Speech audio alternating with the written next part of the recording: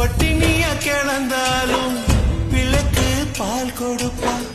பால் குடிக்கும் பிள்ளமுவா பார்த்து பசி மறுப்பா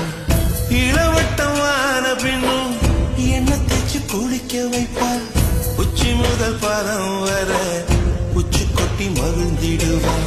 நெஞ்சிலே நடக்க வைப்பா நிலாவ பிடிக்க வைப்பா பிஞ்சு வீரல் நகம் கடிப்பா